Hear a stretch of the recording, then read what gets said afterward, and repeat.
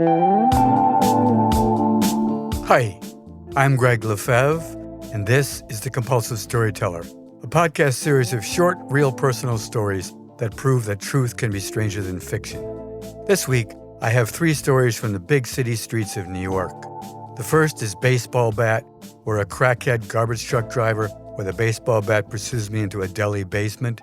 In the second, entitled Wrong Way, I let my attempt to help a severely disabled man be subverted by a couple of pretty faces and a free meal. In the final, God is Good, I happily watch a nasty racist store owner get his just desserts. Baseball Bat. On weeknights, in the wee hours of the morning, the streets of New York change. They are deserted and therefore dangerous, inhabited by what I call street creatures and night crawlers, the derelicts and dregs of the earth. The occasional independent garbage truck races past, coming in from Brooklyn, late at night. Most of the trucks have ornate yellow running lights outlining the edges of the vehicle, along with specialty lighting above the front windshield. They also sport the names of their companies, painted in ornate, glossy cursive script. Names like Torricelli Brothers Trash, Campanelli Waste, and Caruso Karting grace the doors and side panels of their truck bodies. They also drive dangerously fast, don't clean up after themselves, and lay on the horn with long blasts, disturbing the peace of the night. The Times once ran an article headlined, "Taming the Wild West of New York's Dangerous Private Trash Trucks." It is 3 a.m. in the morning on a weeknight that I find myself standing on the corner across Broadway from Han's Deli. They are my favorite deli, well-run, well-organized, with an excellent serve-yourself deli bar, and thus they're very successful, and also open all night. All the other storefronts are dark, but Han's is a bastion of light.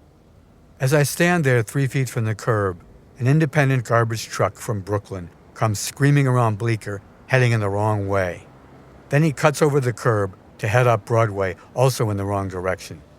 I have to jump backwards to avoid being hit and give him the finger in a big sweeping gesture, calling out, "Asshole." He slams on the pneumatic brakes, which echo throughout the deserted streets. The driver jumps out of the cab of the truck with an aluminum baseball bat in hand. He's wide-eyed and wiry and obviously high on something. My heart goes into overdrive from fear, and I make a counterintuitive decision not to run away from the crackhead into the dark streets, but to cross his path in a sprint straight for the bright lights of Han's. I race into the store and run down the aisle, passing the female cashier who knows me. Her smile turns to terror, and she squats behind the counter as my pursuer charges in. I'm not thinking at this point, just reacting to the knowledge that this guy will surely beat me to death with his bat.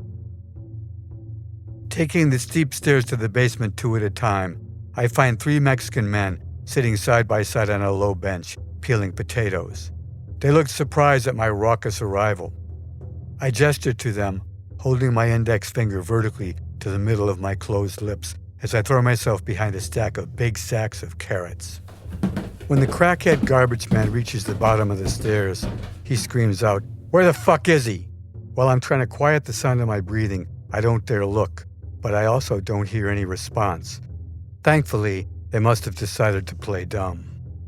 "Come on, you fucking little spicks. Where?" I'm sure he's brandishing the bat, but they don't cave and keep quiet. Then he bounds back up the stairs, brushes past the cashier into the street and into the open door of his truck. She is now standing up behind the counter and has called the police.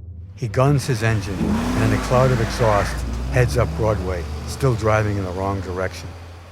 An NYPD squad car passes him in the right direction, heading to Han's. In the basement, when I hear the sirens, I stand up from behind the carrots and thank the 3 guys in Spanish. "Gracias, gracias." One of them gives me a thumbs up, and they all flash me big, bright smiles as I head up the stairs. The police have lots of questions, but with my adrenaline rush and everything happening so fast, I can't remember the license plate number, the company name, or even the color of the truck. Heading out of the deli and passing the squad car with its flashing lights, I think to myself, "Damn, that was close, Greg." Stop giving people the finger. And maybe there's a good reason why no one hangs out on Broadway at 3 a.m. on a weeknight. Also, I make a mental note to pay a visit to Han's basement tomorrow to reward my newfound friends.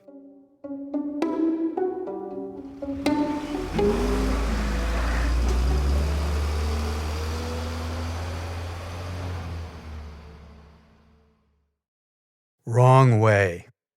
The Saxon and Pearl restaurant at Bleecker and Bowery has two beautiful women hostesses at the door. They like me and my dog Tia and often put out a bowl of water for her and offer various treats from the kitchen. One night I stopped by, and while we're chatting, there was a commotion in the middle of the street on Bowery. A young man in a dilapidated wheelchair is pushing himself backwards against traffic.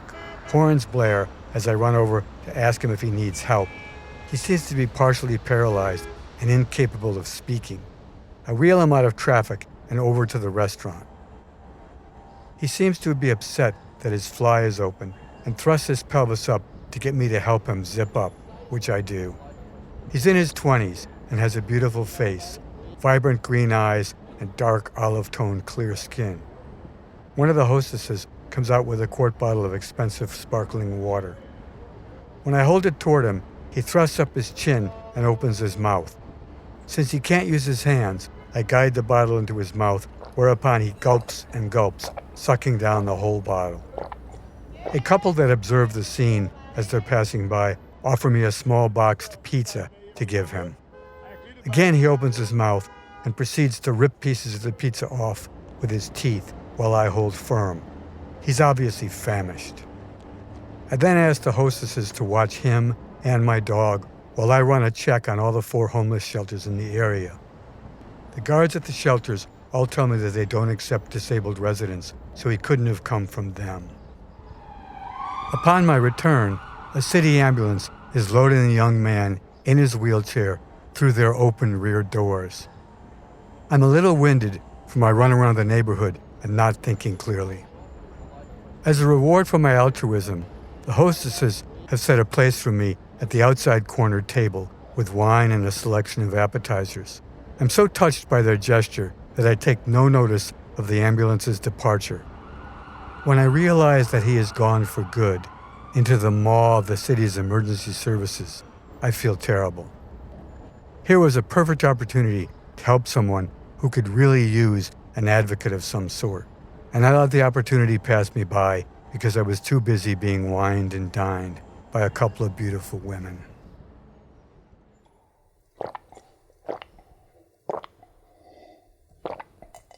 God is good. I shop at a small deli near my apartment on Bleecker. The owner is an odious guy, mean-spirited, cheap, gruff, grumpy, and racist. When Black or Spanish customers enter the store, he follows them around, walking very closely behind them. Hakeem, a friend of mine from Senegal, lives in my building. He's a single dad with a wonderful 11-year-old son. His kid is as upbeat, smart, diligent, and hardworking as any father could ask for. One day when I'm in the store, the owner pulls his close follow routine on Hakeem's son, who is so upset he flees the store. I reprimand the owner for his racist behavior and declare loudly, for the benefit of the other shoppers, that I will never shop there again. That evening, I went into my neighbor on the sidewalk just across the street from the deli. As we commiserate about the deli owner's behavior toward his son, someone starts bellowing, "Thief! Thief!" from across the street. We look over, and there's the deli owner in close pursuit of 3 older white teenagers, one of whom has taken an orange from the fruit tables in front of the store. The owner grabs the kid by the shoulder, trying to retrieve the stolen fruit. The kid spins around and tells the owner to back off, continuing, $1 for an orange? That's a fucking joke, man. The owner then lunges again, but this time the kid lands a well-placed uppercut under the owner's chin. He falls hard to the sidewalk, but undeterred from his mission, he tries to grab the legs of the other kid standing by the side of him, who then kicks him so hard that he's finally down for the count. When I look from the down deli owner over to Hakeem, his hands are raised together as if in prayer, And as he looks toward the heavens, he says over and over again in a hushed voice, God is good, God is good, God is good. I reply, God, karma, the universe, atoms in the void, whatever.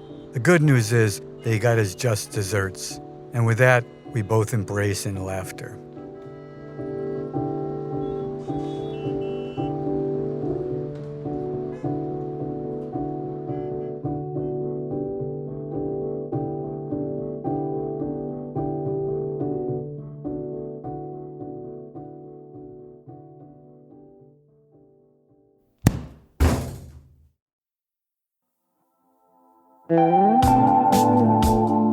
The Compulsive Storyteller is written and narrated by me, Gregg LeFevre, and co-produced with Peter Kokoma, who's also made our theme song. If you enjoyed this week's episode, we'd love your help sharing the show. Please subscribe to The Compulsive Storyteller for free on Apple, Spotify, or wherever you listen. And also, if you could leave a review, that would be fantastic. Follow the show on Instagram @The Compulsive Storyteller, and check out our website for more information at thecompulsivestoryteller.com. Thanks for listening, and if you don't like this one, the next one will be another story.